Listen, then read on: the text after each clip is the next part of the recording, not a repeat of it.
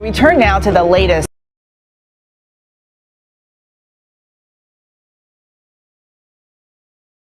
With Sean Diddy Combs at an after party back in 2000. Both men have denied all wrongdoing. Jay-Z's attorney holding a closed-door meeting with select members of the media yesterday, insisting, quote, this never happened. And joining us now is ABC News contributor and attorney Brian Buckmeyer for more on this story. Good to see you, man. Thanks for having me, guys. So Jay-Z's attorney has outlined what he believes are inconsistencies in the accuser's account of what happened. Break it down for us. Yeah, so the major pillars I would say would be location, witnesses, details, and timeline. Location being that this allegedly started off at Radio City, and according to the alleged accuser, she said that she was in the car for 20 minutes before getting to Sean Combs' house where the after party was hosted, to a large white house in a U-shaped driveway. Now, if you're from the New York area and you know where Radio City is, 20 minutes in any direction does not get you to that kind of real estate. And that's what the attorney is pointing out here. Witnesses. The accuser again says that she saw specific people at that after party, but people were saying, no, this person was touring. The witnesses, the alleged accuser's own father says, I don't remember picking her up after a 5-hour drive from Rochester to New York after this night. And then details. She's saying that she watched the show on the Jumbotron, where on the VMAs of that year, there was no Jumbotron, and the timeline as to how this all could have occurred, the attorney is saying it doesn't match up based on where people were at specific times. I'm curious your thoughts, because Jay-Z's attorney met with select members of the media. It was a closed-door meeting. What do you make of this strategy? Well, initially, where were we in this closed meeting? That's what my thoughts are, right? But I think it's smart because this is a situation where it's not only in the court of law, but also the court of public opinion. And I think Alex, the attorney, is really pushing back on the court of public opinion to try to help the court of law arguments, because when you look at the timeline, you look at the details, yeah, there are some inconsistencies. And the accuser has acknowledged some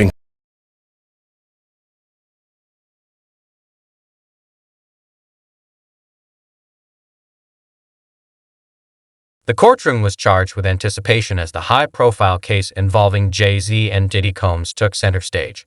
Allegations like these always make headlines, but this one carried a particular weight. A woman claimed that back in 2000, at just 13 years old, she was involved in an incident that has now sparked controversy. Jay-Z's attorney, Alex Bureau, approached the situation with determination, ready to challenge the details of her account step by step. That has allegedly happened September 7th of 2000. It comes down to just the credibility of individuals, and people have issues with memory. It makes sense. I don't remember what I did on September 7th of 2000, but when some of these inconsistencies just go against the idea of just like geography, timeline, a fact that a father didn't even remember this, that's where I think there's some real issues for Tony Busby and the accuser's claims. It's got to be a big blow for the case. I would imagine so, but these aren't legal filings. This is just maybe a precursor to that. So we have to see what Alex Spiro ends up filing in court and what the response is from the Tony Busby and the accuser and what the court decides. When you look at the language from Jay-Z's attorney, it seems they're really trying to distance themselves from Diddy at this point. How important is that relationship between these two men? It's everything. I mean, when I first thought about this, I thought to myself, what are all the sayings that we have just in our culture about guilt by association, show me who your friends are and I'll show you who you are, birds of a feather flock together. At this point, Sean Combs is toxic from a legal standpoint in terms of his association with all of these civil lawsuits and a federal criminal investigation. So if you're a close friend of his, especially in the period of time when these allegations existed, you're definitely going to be looked at under a microscope. And so what Alex Spiro is doing is saying, hey, yeah, they're close friends, we admit that, it's public knowledge, but that friendship stops when we get to this whole freak-off issue. Jay-Z's lawyer, Alex Bureau, spoke confidently to reporters before court. He called the accuser's story not just flawed but false. She claimed the incident happened at a white mansion with a U-shaped driveway after an awards show. Bureau countered this, showing photos and timelines placing Jay-Z and Diddy at a nightclub that night. No mansion, no driveway, no party. None of it added up. That found inconsistencies with the accuser's account. We expect Mr. Carter to be fully cleared of all of this in the coming days. Almost nothing that she says has checked out because this never happened. This in the wake of our interview with a 38-year-old mother from Alabama.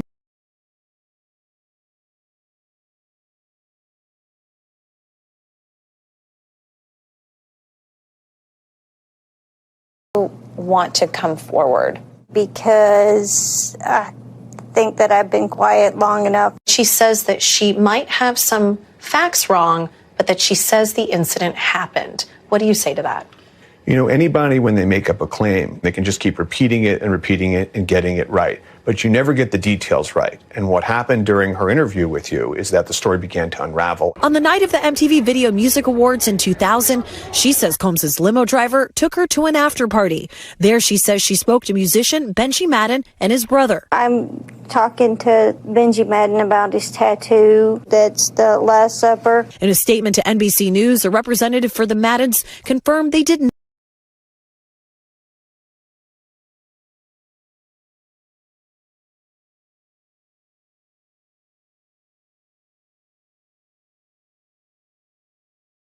father who picked her up. We rode home in silence. She didn't ask me what happened. In an interview with NBC News, her father said he could not corroborate her story.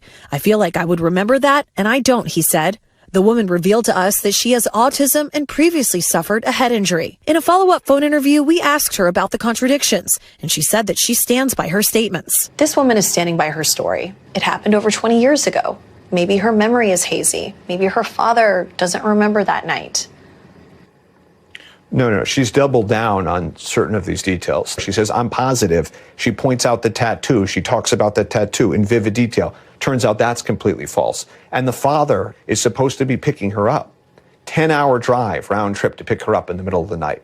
Has no memory of that. No one has come forward about this in nearly a quarter of a century, and that's because this never happened. Spyro said he's not only seeking justice for Jay-Z, he says that he also wants to expose the accuser's attorney, Tony Busby. He takes away the voices from real victims and he causes real harm. If this lawyer has any sense, he's going to dismiss this claim. The woman said she had sneaked out of her home in Rochester and traveled 5 hours to New York City to watch the awards on a jumbotron outside.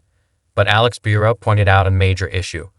There were no permits or records of any jumbotron at the event in 2000. How could she have watched something that didn't exist?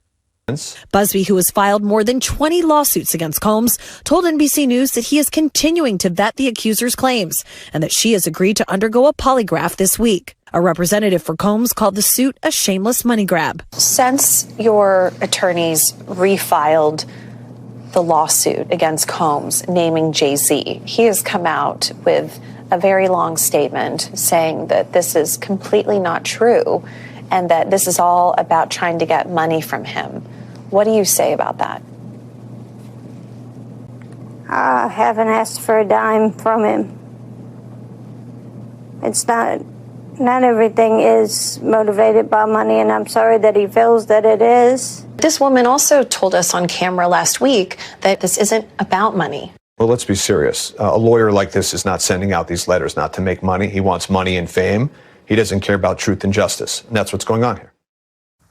Chloe Malas joins us in studio. So, Chloe, explain this to me. The attorney for the plaintiffs, Tony Busby, right? He is sticking by his client even though you've been able to report these inconsistencies and they are now out there in the public? Yes, and because of our exclusive report here on Top Story, he's actually going to have Jane Doe do a polygraph test. He says he hasn't done it yet, but that they are going to be doing it this week. He also said in a statement to us moments ago that their conduct throughout all of this has been beyond reproach and will continue to be, even though that's not what you're hearing Alex Spyro, Jay-Z's attorney, what he's saying.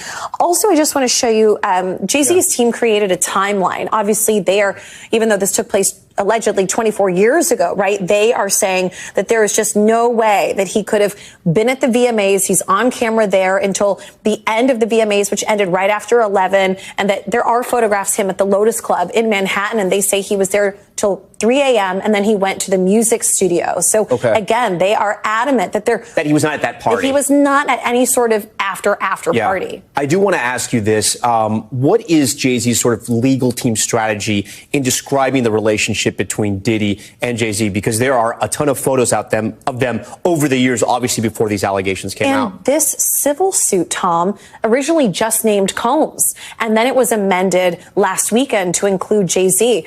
What Alex Spyro said to me today is that although publicly Jay-Z supported Diddy, they were not best friends. They were not as close as you thought that they were. So in terms of knowledge of what went on allegedly at these white parties and what took place allegedly in these civil suits and the criminal charge and the trial, he says Jay-Z has no knowledge of any of that. Again, he publicly supported him as a fellow musician and someone where they came up together in the industry, but that they weren't as close as. The timeline posed another problem.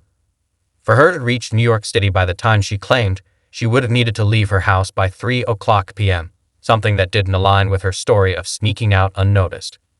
Then there was her father, who she said drove from Rochester to New York to pick her up from a gas station. Alex Bureau pointed out that her father had no memory of making such a trip, further undermining her already shaky account. Combs. That civil lawsuit filed against Combs in October was amended Sunday to include Jay-Z.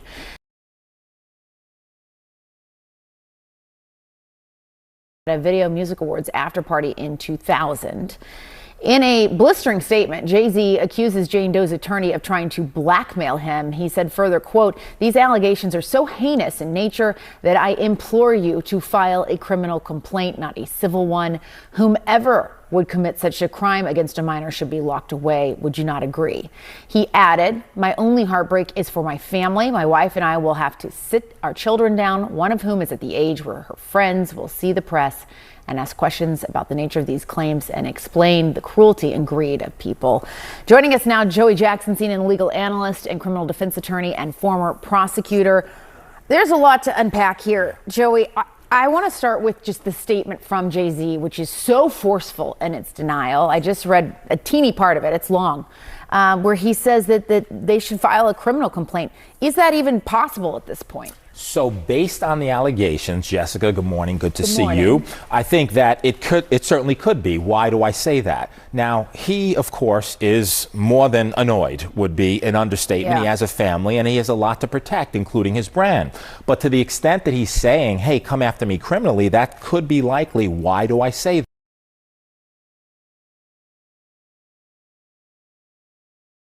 What that means in English is that it's saying that he held her down, raped her, and that, of course, the allegation is that Mr. Combs did the same thing. And so if those facts are actually accurate, it would require an investigation by prosecutors. And if true, right, you could pursue it criminally.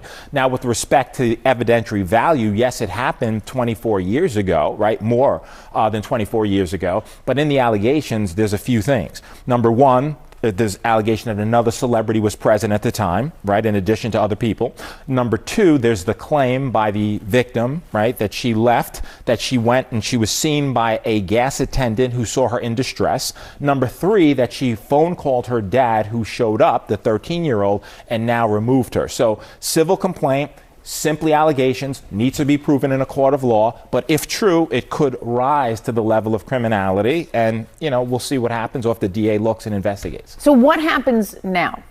So what happens now is this is simply a civil complaint, and in a civil complaint, it goes through the technical. As Alex Bureau spoke, the courtroom was riveted.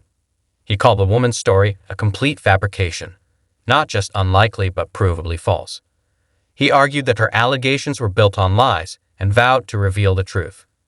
Bureau didn't hold back, accusing the opposing lawyer, Tony Busby, of manipulating the accuser and abusing the legal system. Process. Now, the distinction, Jessica, between civil and criminal, of course, is that civil is for monetary damages, right? The system can only reward you with money. There's allegations that this 13-year-old is suffering from post-traumatic stress disorder, suffered depression, etc. So now you go to fact-finding, right? Before that, just briefly, there was a demand letter sent. And a demand letter is a letter being sent by a lawyer saying, hey, I don't have to sue you. We can sit, we can mediate it. If we reach an agreement, it never sees the light of day. Jay-Z saying, I don't care about your demand letter. I look at it as blackmail. You want to sue me, sue me. You want to look at it criminally, look at it criminally, but it'll go through the fact-finding process. If a trial is necessary to determine the facts, that's what will happen, but it'll be deemed civil. No indication at this point as to whether or not any criminal investigation will ensue as a result of this. Yeah, and Jay-Z came back incredibly forcefully against these allegations and really singled out that attorney as well for being, I'm paraphrasing here, but greedy, saying he's out to get money, and calling that letter essentially blackmail. Yeah, and in addition to that, Jessica, also suing the attorney, saying he's intimidating is they send them out as a matter of protocol and practice so that you can expedite the process. At the same time, there's certain ethical standards that you have to use, and you have to have a good faith factual belief that this is true. Now, you can argue this complaint was filed in October, right? Could have mentioned Jay-Z then. You didn't. Why? It was amended now to include him. Are the factual assertions true? Are they fact or fiction? Is it a money grab or not? All of that will be litigated in a court of law, but according to Jay-Z, this never happened, is pure fiction. It is a money grab, and he's fighting for his name, reputation, and certainly innocence and justice in his view, which is he didn't have anything to do with it. Yeah, and you touched on a point, too, that I wanted to ask you about, which was that this was an amendment to this already existing lawsuit. What are people to take away from that? The fact that they're coming back and adding to this now with this specific name? Yeah, you know, Jessica, so it depends. That's also common. You could amend lawsuits, right, as a matter of course, and you do, to include certain factual allegations. The interesting thing to me in terms of your question and the takeaway, if you had this information about Jay-Z, it happened allegedly in September of 2000, why not include it in the original complaint? What happened between October and now that necessitated you putting in, and it's a question of credibility. Was he celebrity A, right, as was noted in the October complaint? Is this pure fiction? And what's interesting in the complaint is he really, that is the lawyer, tries to tie Jay-Z to Mr. Combs in so many ways, right? Birds of a feather is the argument that he's making. You can make that argument. You need the facts to sustain it. Let's see if they come up with any facts. Tony Busby, a well-known personal injury lawyer, had already gained attention for representing over 120 individuals with allegations against Diddy. His firm even set up a toll-free hotline for potential accusers, a move Alex Bureau criticized as opportunistic. Bureau accused Busby of exploiting this case for publicity, taking advantage of a vulnerable woman, and damaging the credibility of genuine victims in the process.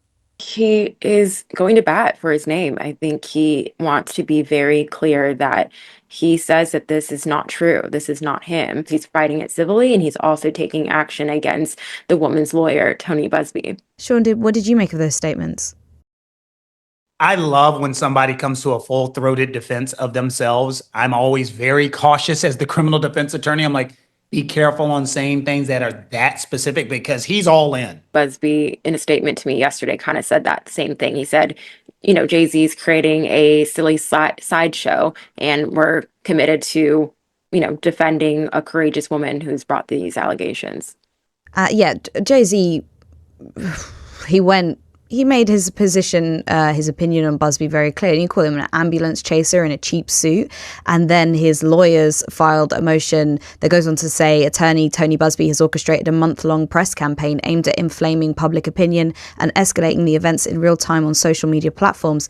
Mr. Busby continues to amplify false narratives, exploiting the legal process to generate media attention and damage Mr. Carter's reputation. When you file a lawsuit in America, as an attorney, you must have a good faith belief on why you're filing the lawsuit. You must. Busby better hope he has a good faith belief on why he's filing this lawsuit, or a federal judge will destroy him over just dragging it. This is a bell that cannot be unrung. Now that the name is mentioned, it's never going to go away. And Busby has also taken to Instagram. He's big on Instagram. He posts a lot, long statements, and he's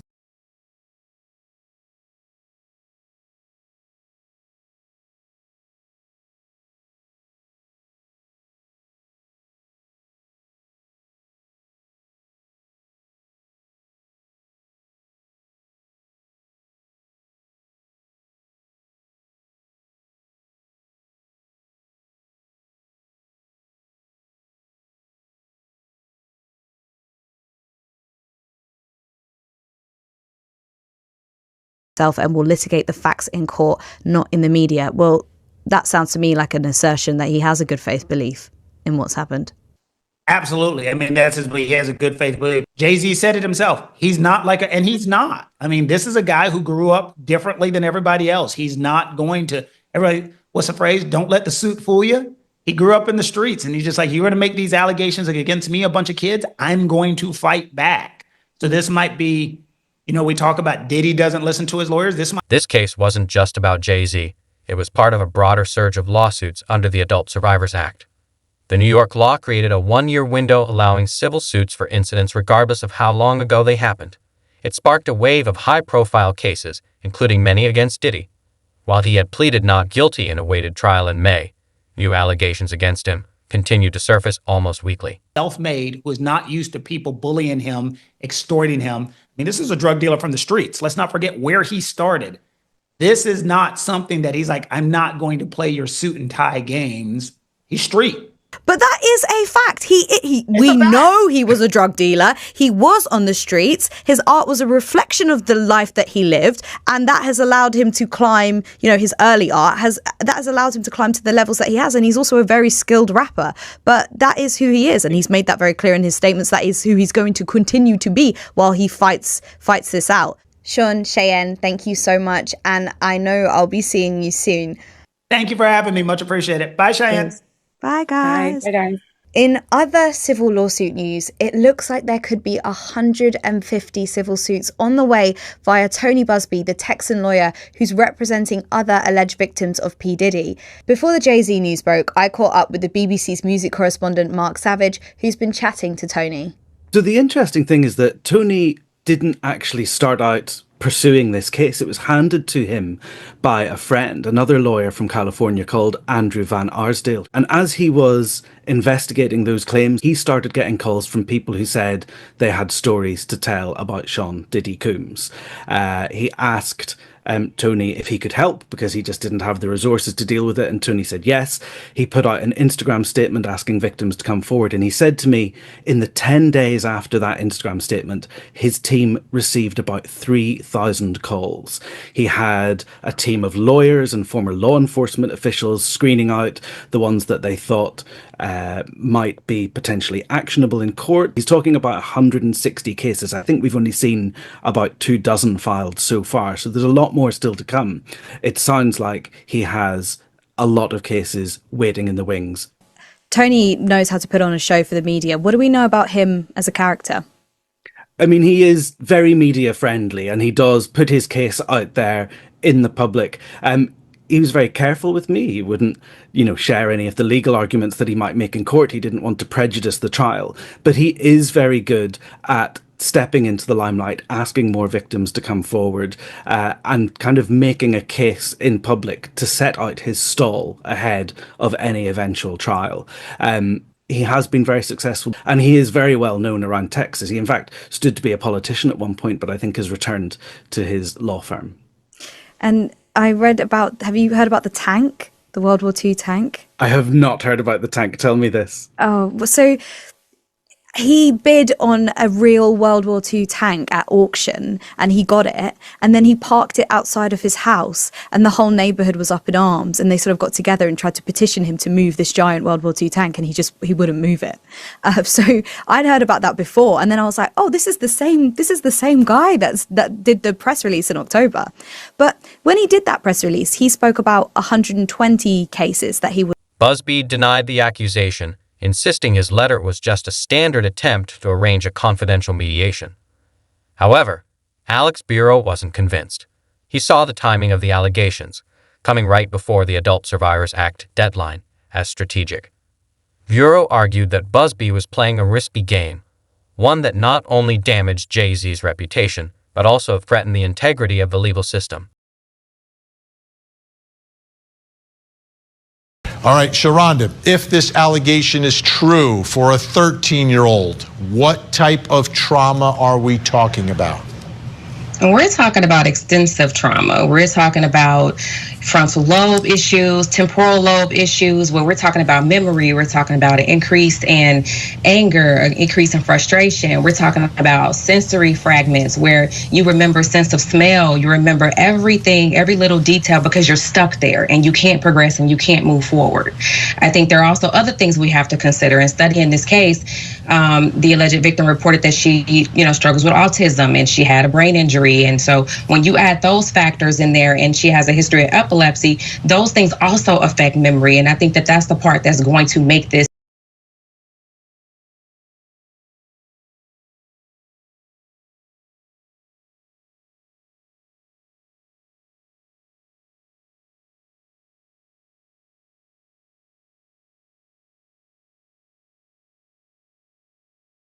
Chloe Mellis at NBC News spoke to the unnamed accuser and her father in this investigative report.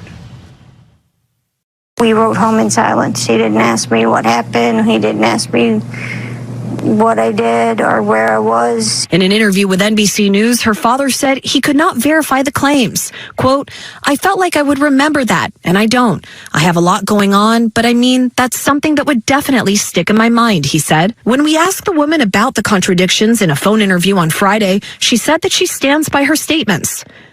I have made some mistakes, she said. Honestly, what is the clearest is what happened to me. Okay, Sharonda, what are your thoughts about the latest statements from the accuser and from her father, who was, according to her, the one who came to pick her up?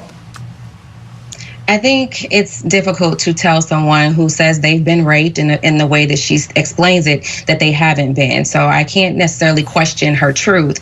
I think it's important to note that those around her who she named that was also involved in or supported her during this tough time, they don't remember the situation. And so I think that those raise flags. But I also think that there is a lot of struggle with memory. And if we're talking about drug use, and like I said, we're talking about temporal lobe issues, then we are talking about questionable memory. How much do you remember? How much can you say was fact versus how much is maybe vicarious trauma? And what vicarious trauma is when you've heard the narrative. Busby denied the accusation, saying his letter was simply an attempt to arrange a private mediation.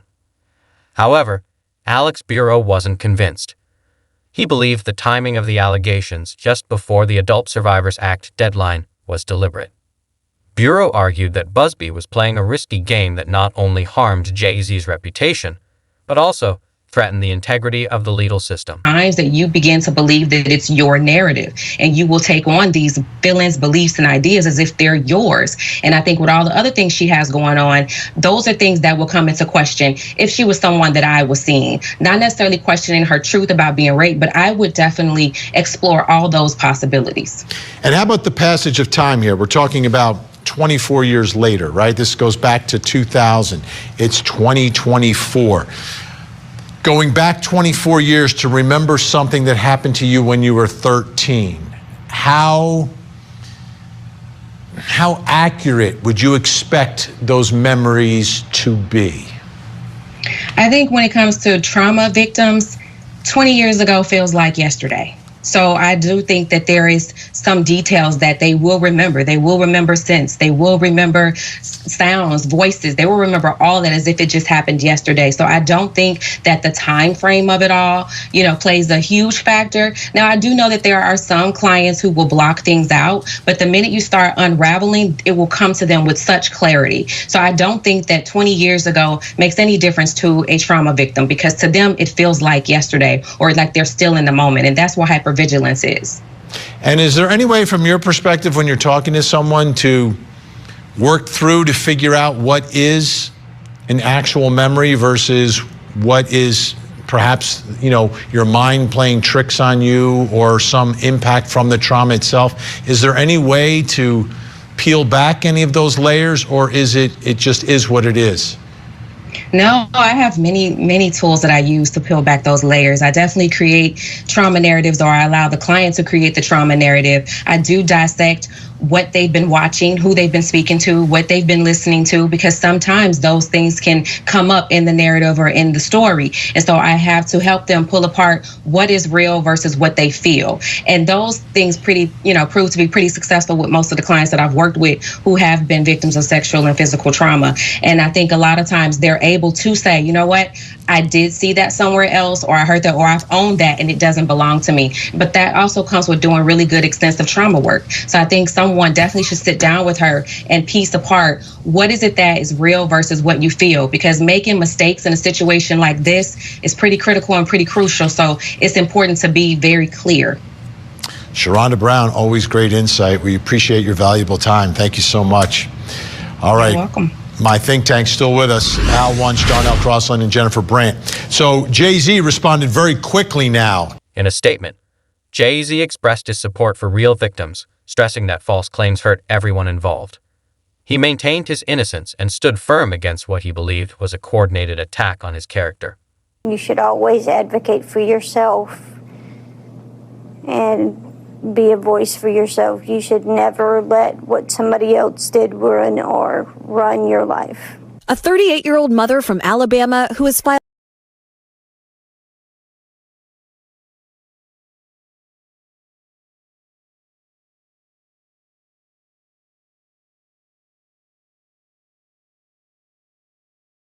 and talk today? Because I think that I've been quiet long enough about what I've been through, and it's been hard enough to be quiet. But it's a chapter of my life that I'd like to close. An NBC News review of her account found inconsistencies with her allegations. She says that she went to the MTV Video Music Awards in 2000 to catch a glimpse of her favorite celebrities. You weren't scared to be all alone? No, with having autism is like feeling like you live your life in a shatterproof gerbil ball. The world's on fire. The fire is inside the ball with you, but there's no way for you to get out. In addition to having autism, the woman says she suffered a head injury. The night of the 2000s VMAs, she says a friend drove her from Rochester, New York to Manhattan, a more than 5-hour drive. Her attorney provided NBC News with the name of the friend who has since died. The woman says she spoke to Combs's limo driver who offered her a ride to an after party. I stumbled upon Diddy's driver who told me that I was exactly what Diddy was looking for. What did you think when he said that to you? I thought it meant that I was just pretty. She went to a White House, she says, where she spoke to musicians Benji Madden and his brother. I'm talking to Benji Madden about his tattoo because, I have about his tattoo that's the Last Supper because I have a religious background. So it was just something to talk about. In a statement to NBC News, a representative of the Maddens confirmed that they did not attend the 2000 VMAs and that they were on tour in the Midwest at the time. At the after party, she says she had a drink that made her feel... In court, the tension was palpable. Alex Bureau presented photo timelines and witness statements that exposed flaws in the accuser's story. He called the allegations an insult to both the court and the public's intelligence. When he finished, the room fell silent, his words lingering in the air.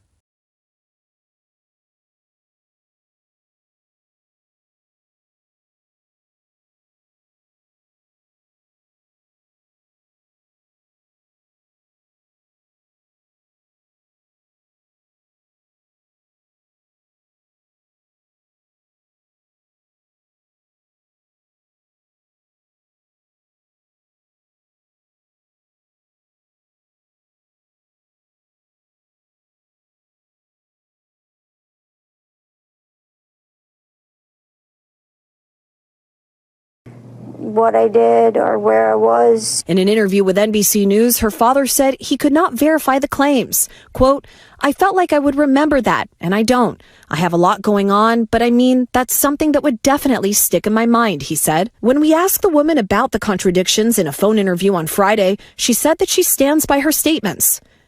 I have made some mistakes, she said. Honestly, what is the clearest is what happened to me. The inconsistencies in her account of an incident alleged to have happened 24 years ago does not necessarily mean the allegations are false. The accuser's attorney, Tony Busby, said, because we have interrogated her intensely, she has even agreed to submit to a polygraph. This has been extremely distressing for her to the point she has experienced seizures and had to seek medical treatment due to the stress. In a statement to NBC News, Sean Carter said, this incident didn't happen, and yet he filed it in court and doubled down in the press. True justice is coming. We fight from victory, not for victory. Is any part of you scared coming out against such powerful people?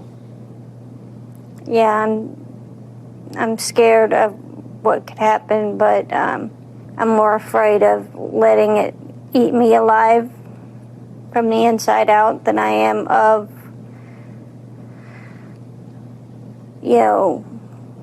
being chastised by their fans.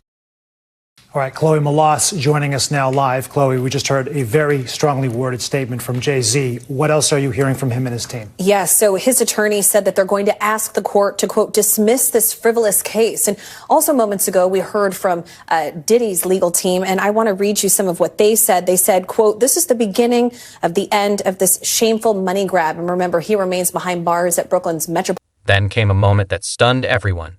After delivering his sharp rebuttal, Alex Spiro suddenly left the courtroom, clearly frustrated. It wasn't a retreat, it was a statement. His departure underscored how high the stakes were in this case. Outside, reporters rushed to get his reaction, but Bureau refused to comment. His actions spoke louder than any words could.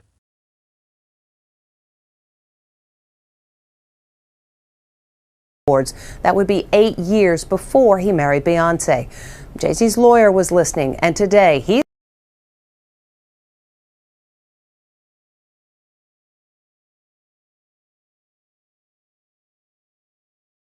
is doing a full court press as he tries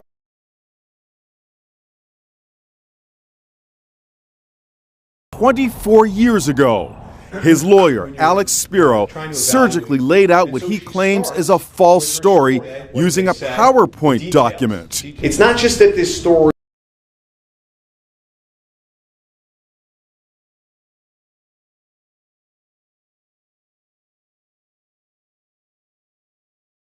place in a mansion 20 minutes from Radio City Music Hall, where the MTV Music Awards were held in September 2000. There is no such location in New York, 20 minutes from Radio City. It does not exist. There is no such location. Spiro displayed a photo that he says was taken that night.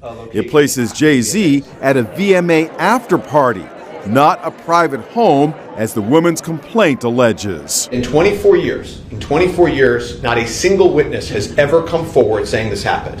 Quarter of a century. In the lawsuit, Jane Doe says she watched the award show outside Radio City on a Jumbotron.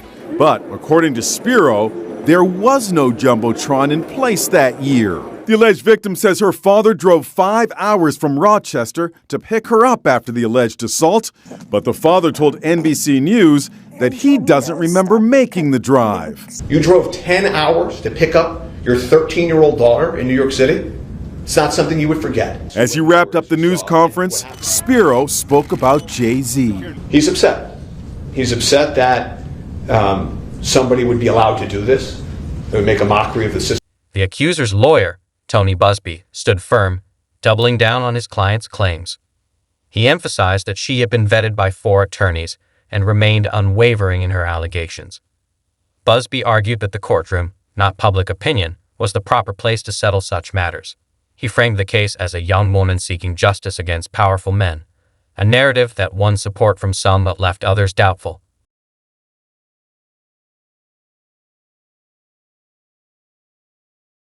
Raping her at an after party for the 2000 MTV Video Music Awards when she was 13 years old. But attorney Alex Spiro says the allegations are, quote, all a fantasy. CNN's Elizabeth Wagmeister has the latest from New York. Jay-Z's attorney is doubling down on a denial that his client ever raped a 13-year-old girl. Now, Jay-Z has already fiercely denied these accusations, and his legal team has already asked the court to dismiss this case entirely. But now, for the first time speaking to reporters since these accusations came out, Jay-Z's attorney, Alex Spiro, held a press conference of sorts. There was a private meeting at Jay-Z's Rock Nation offices in New York City where CNN was invited to watch a presentation put on by Jay-Z's attorney, where he had a PowerPoint where he showed different details that he says disprove Jane Doe's case. Let's take a look at some of what he said.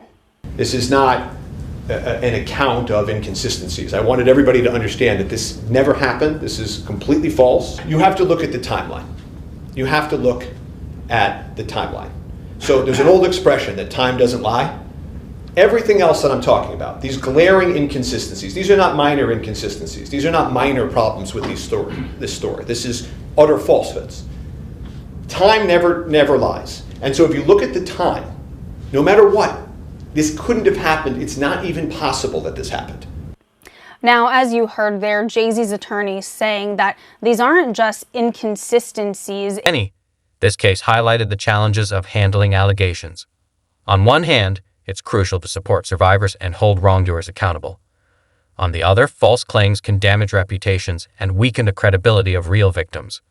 It's a delicate balance that plays out in courtrooms, the media, and public discussions. He's saying that the entire thing is false. In fact, he says it's not even possible that Jay-Z was there.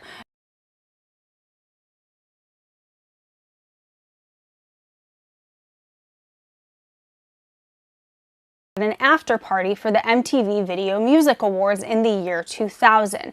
Now, this after party, she said, was held at a White House that was outside of the city. Well, Jay-Z's attorney actually showed photos of Jay-Z that night at an after party, but it was in New York City. So he says, if you look at the timeline, it's not possible that Jay-Z was in the suburbs at this alleged after party because he was photographed being somewhere else. Now, in her initial complaint, Jane Doe also said that she got to this alleged after party by getting into a limo from a driver outside of the MTV VMAs who said that they worked for Sean Combs. Well, today, Jay-Z's attorney is saying that's not possible because the limousine line was barricaded by the police and fans were not able to access it. Now, I reached out to Jane Doe's attorney. His name is Tony Busby. He says that he is representing over 120 accusers of Sean Diddy Combs. This is the first accuser to come forward and name Jay-Z,